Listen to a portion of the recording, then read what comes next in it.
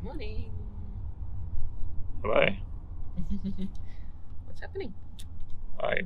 Just on our way to the airport, flying down to Melbourne, have a few days down there, and then we head overseas. 1.5 days. 1.5 days. Got some life admin to do down there. Then we should head out. Should be good. You excited? Excited, yes. Stressed a little still. Yeah. A few more things left to finish off, but that's okay. Be less stressed soon.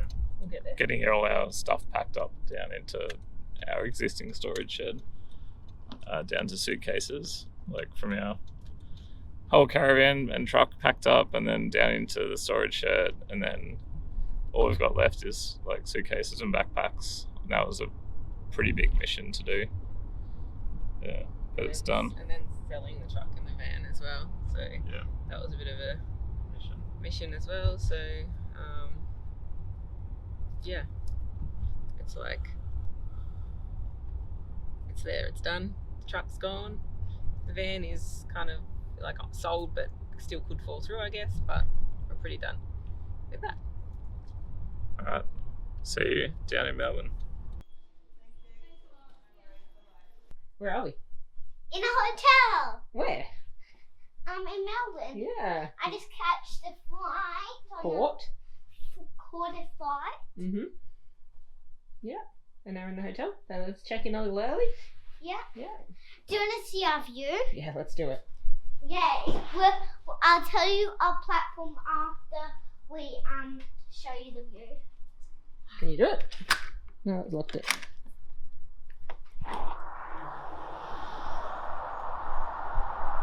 Here we are. Our view. What level are we on? Number 35. Talk to me. What's We're going trying on? to decide on luggage. So Why though? Why? We've Why? already left. okay, Like, so Amanda's suitcase wheel broke on the walk from the station to the hotel in Melbourne. Good. At least it happened here, and we can sort of sort it out. We thought about buying new suitcases overseas, but we're not sure in Vietnam what quality we will be able to buy. Whereas at least in Australia, we know we can pay an exorbitant amount and get a high quality bag that hopefully will last us. that should last 9 months of heavy travel. Given that we're going to be traveling full time for the next indefinite period of time, they're going to get used and abused. So Oh yeah.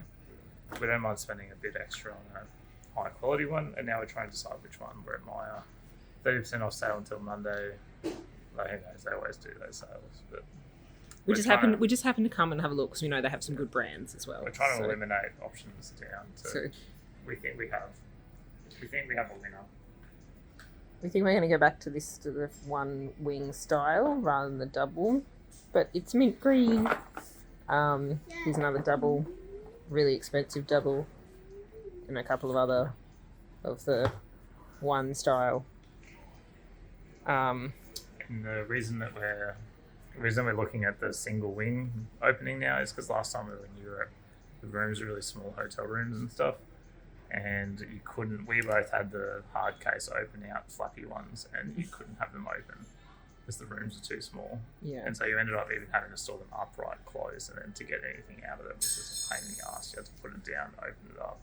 Yeah. Yeah, it sucked. I remember it clearly now. Yeah. I forgot about it, and now I remember it clearly. Yeah. So I'm still struggling with. I'll turn you around. Hang on. I'm struggling with the fact that I packed my entire life into a double wing hard case suitcase, and it was like I finally like packing cubes, and I got it into like everything's in a spot where I know where everything is, and stuff like that. And now I'm trying to like imagine how I turn my life into something else. It was already hard enough the first time. Anyway, we're gonna go and have a think about this.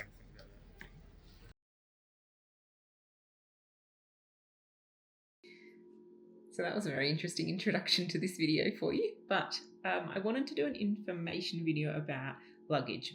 So we've been traveling for over 6 months now.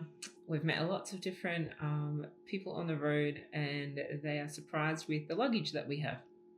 And a lot of people have been asking, how do we live out of suitcases? How do we find suitcases and stuff like that? So I wanted to do a video about what's the best luggage for long-term international travel? Now, there's no perfect answer for that, and there's multiple reasons why. And I'm going to give you some of the experiences and the things that we've found for us and other people that we've met along the way, and things that may make your decision for you. So basically, first thing is, what options do you have? You've got large suitcases, carry-on suitcases, large hiking backpacks, small kind of carry-on size backpacks, or you've got like kind of larger backpacks with wheels on them. So if they are heavy, you can still drag them, or if you need to fit them, like carry them on your back because you've got lots of stairs, you've got that option too. So there's lots of different options that you can choose from.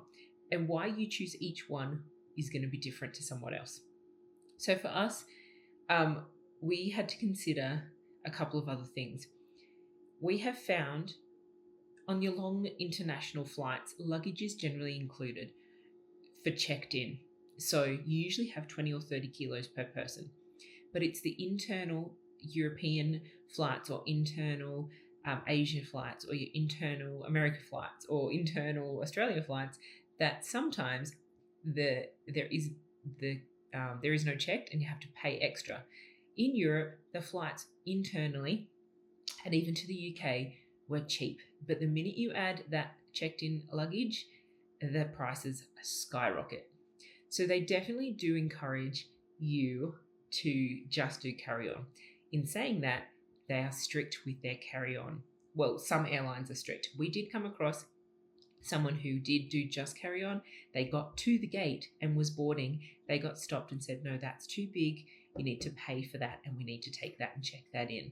So at the gate, they then had to pay by card right there and then. They had the terminal ready, so they're used to that. And then it had to get sent around and be checked underneath. So some airlines are strict with that. And some airlines don't seem to be as bad. You do get to have a carry-on, and they usually have a size measurable space for you to do that, and a personal item. Personal item is a small handbag, from what we could tell, or a laptop bag, and a backpack or carry-on suitcase is the other. For us, you then have the option of basically check-in. That's all. That's it.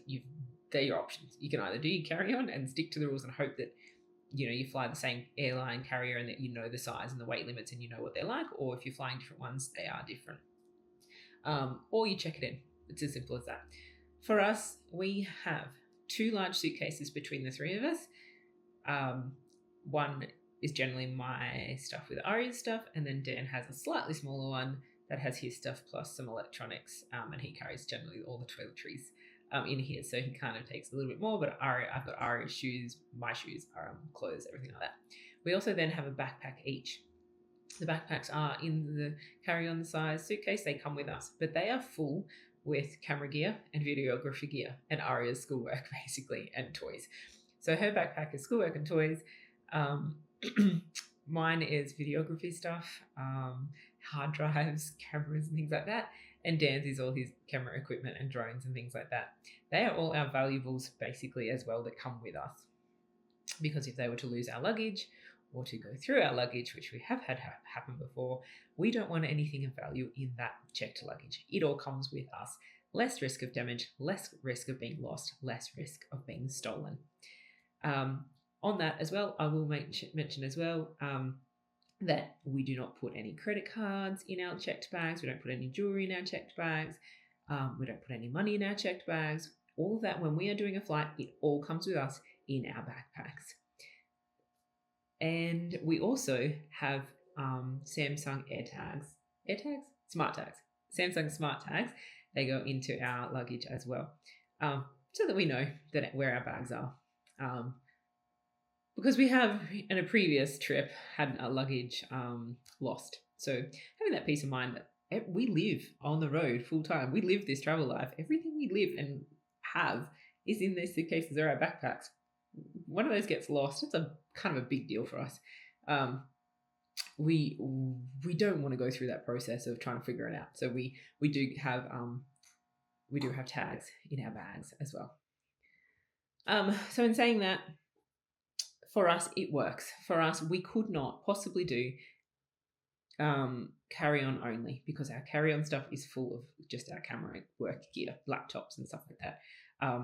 We need to have our clothes and our shoes, something else. So that is for us, that is what works. If you are not working, vlogging, photographing, that you need all that extra gear, then you may be able to do carry on only and not do check-in. You may be able to do just a backpack and then save so much money on checked baggage on flights internally around Europe. So if you can do that, good, awesome, I love it, do it. But if you're like us and we really did try to keep it as small as possible, and we have kept it as small as possible, but the reality is this is work for us as well, so we need to be able to bring everything that we need along. So that's a sacrifice. In saying that as well, for our style of travel, large suitcases work as well. The reason I say this is we generally do a flight to a hub, pick up a car, hire, and have that car for a long term, 6, 8, 10, 12 weeks. We have a car that's big enough for us and our luggage. We're not going on public transport in and out of buses or trains or any of those sorts of things, trying to lug heavy suitcases around on public transport. For us, it goes in and out of the car. If you are not going to do a car hire because you're going to go city to city via train or bus, then I'd really consider not having big suitcases as well. That would be another reason to try and keep it down to the carry-on size, either suitcase or backpack. Because lugging large suitcases around on the public transport that we have done is kind of hard. There are a lot of steps as well in Europe and the UK. I don't think we stayed in any ground floor accommodation in the whole of Europe or UK. So we had to take our luggage and our food and everything upstairs every time we moved into a new set of accommodation. In saying that as well, so because we do long-term, like we do week-long stays as a minimum, we do in Airbnbs or house sits, we do groceries as well. So we take our luggage, we on our move day, it's a chores day. It's move, it's groceries for the week, and it's load that car, get to the new spot, unload, unpack, settle down. That's our day for all of that to happen. So to be able to do that style that we like, where we like to cook for ourselves, we like to have that home feeling, where we settle for a week or more, we having the car, having our luggage, having a way to transport groceries, all in the one day, one shop for our week, makes our life easier for us. If you're doing a shorter trip, shorter stays, hotels, or only some cooking, again, you might be able to just duck to the local grocery store and get a backpack of groceries for your couple of days once you get there, and that works for you once you unload your backpack of your stuff. So that it works for some people, but for us, how we're doing it really works for us. But it's not the only way, and there's people out there that do it the other way, and that's perfectly fine. You'll find what works for you. But these are the options that you have. So there's also lots of different styles of suitcases. We traveled Europe like 10 years ago, and Daniel and I both had the clamshell open suitcases, large. We found that really tricky with space, so this time we went with one as a clam, which is mine, but also the top has a lid, so I put all the essential stuff in the top there, clothes and everything, and then all that stuff that's more seasonable, swimmers, our beach towels, hiking boots, things like that, go in the other section, which I don't have to open up every time. So all the stuff we need to get to every move goes in the top, and the other stuff that's kind of umbrellas, ponchos, I don't know, other stuff in the bottom, other section, which is filled, but we just don't need to get to it all the time. Then Dan's is just the typical one lid opening one that everything gets piled on top of. I much prefer my style because I have everything sort of sits one level. I can see everything in both the top and the bottom, where Dan's has got things stacked on top and you have to kind of dig through a bit harder to find things. In saying that, what has made our life so much easier is packing cubes. Packing cubes keeps everything organized. You fit so much more in. You can take a whole cube out and then get to the stuff underneath and put the whole cube back in without having to dig through 6 different t-shirts to find the one thing there. Okay, that's all the t-shirts, but I want my shorts and they're in that packing cube or whatever it is. So packing cubes are the best thing since sliced bread in terms of travel, in my opinion, because they have created so much more space in an organisation in our suitcases. We even use a packing cube for our charging. So we have a packing cube that's got our Australian, power board, and which has all of our plugs in it, and then we've got adapters that plug into the Euro or UK. And then all of the cords that, like laptop cords and mice and all of our like charging cables and stuff, are all in one packing cube, get zipped up and moved, so there's not cords getting everywhere, and they're all together. So even though it doesn't compact it or anything, it kind of keeps it all organized and together. The other thing to consider when you're choosing your luggage is the age of your children. If you're traveling with children, Aria is just not big enough to have a backpack that could be a carry-on of all the things that she needs, that she could carry herself. It would be that I would have to have a backpack for my stuff and probably carry hers, or vice versa with Dan, because she's just not big enough. If you've got teenagers, definitely, they could definitely carry all their own stuff in their own backpack that every person gets. So the age of your children, to be able to transport them on and off public transport also makes a difference, and things like that. So the amount that they can carry, the weight, the size, and things like that is determined very much on your abilities and ages of your children and their size. I had another thing I was going to say about that. Because Aria is homeschooled as well, Aria needs to carry, and we're long term, Aria needs to we need to be able to carry schooling things for Aria as well. So a lot of her backpack is taken up with that stuff. So if you're only on like a shorter term trip or something like that, 2-3 months, and you're just taking a break from school, you don't have to have that stuff with you. So it makes it a bit easier. Or if you've got really, really little kids and they're not at school yet, you don't have to worry about it either. The other thing about luggage is it's all personal choice. The size you have, the style you have. I haven't already mentioned that already. It really comes down to what style of travel you're doing, how long you're gone for, what your life is about. This is just what works for us and who we are and why we do what we do, like being able to carry all of our gear, all of our work gear, being able to carry groceries because we have a car, not doing public transport, things like that. That's why it works for us. But if you are planning totally different style of travel, then you'll be able to get away with carry-on. If you are on a stricter budget, you will have to get along with carry-on because it's really that check-in baggage is really, really the expensive part for Europe. I've just thought I've got a few other tips I can give you as well about traveling. If you are on your weights for either check-in or carry-on, you wear your heaviest and biggest clothing on the flights. So if that means hiking boots and jackets, even though it's hot, you do it. You tie it around your waist and you put it on because that's where you're going to save your space or your weight. As I said before, you put nothing valuable in your checked bags. We have had an incident where my bag did get opened and sifted through. Nothing was taken, nothing was put in, thankfully. But they were looking, but I didn't have anything in there.